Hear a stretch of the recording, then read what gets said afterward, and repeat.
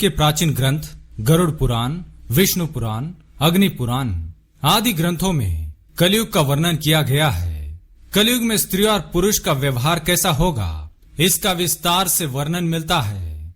आज का मनुष्य यदि इन ग्रंथों में किए हुए कलयुग के वर्णन को पढ़ेगा तो वह भयभीत हो जाएगा। कलयुग का जो वर्णन भगवान श्री कृष्ण ने हजारों वर्षों पहले किया है, यदि आज के समय में देखेंगे तो एक एक शब्द सच साबित हो रहा है। जैसा कलयुग के बारे में कहा गया है वह पूरा का पूरा सच है। स्त्रियों के विषय में जो भी बातें कही गई है उनका एक एक शब्द सच होता दिखाई दे रहा है।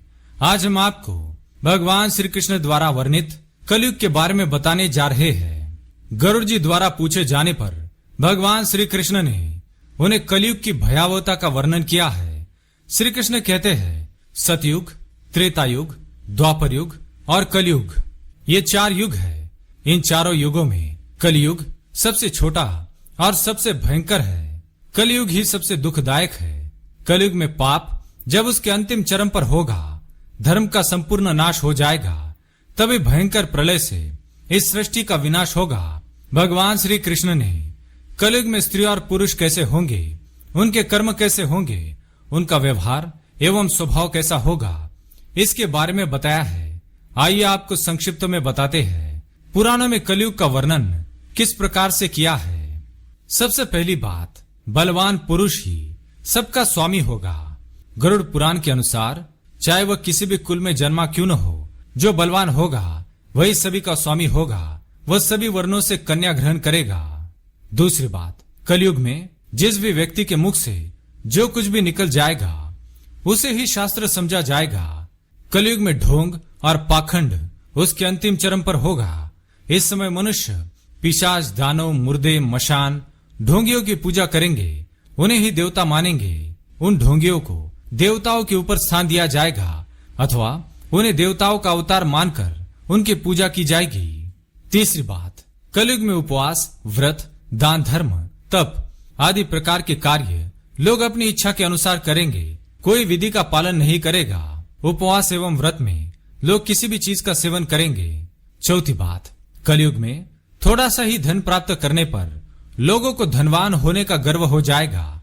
मनुष्य धन का उपयोग दिखावे के लिए करेगा। हर कोई स्वयं को धनवान दिखाने में लगा रहेगा। पांचवी बात, जो पति धनहीन होगा अथवा जिसके पास पैसा नहीं होगा उस पति को स्त्रियां छोड़ देंगी और कलयुग में धनवान पुरुष ही स्त्रियों का पति होगा।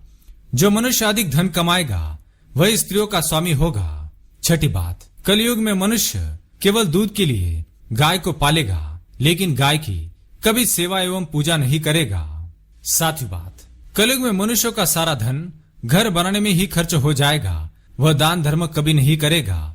प्रत्येक मनुष्य की बुद्धि केवल धन कमाने में लगी रहेगी। वह ईश्वर में अपना मन कभी नहीं लगाएगा। आठवीं बात, कलयुग में स्त्रियां केवल सुंदर पुरुष की कामना में स्वेच्छाचारिणी होंगी। वह सुंदर पुरुष की राह में वह शास्त्र, दंड, धर्म किसी को नहीं मानेगी। सभी स्त्रियां पापी तथा व्याभिचारी पुरुषों से ही प्रेम करेंगी। सदाचारी और धर्म के पथ पर चलने वाले पुरुषों से सभी स्त्रियां द्वेष करेंगी।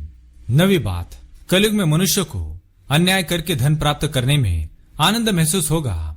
उन्हें दूसरों को दान करने में अथवा दूसरों को भोजन करने में सुख की अनुभूति नहीं मिलेगी।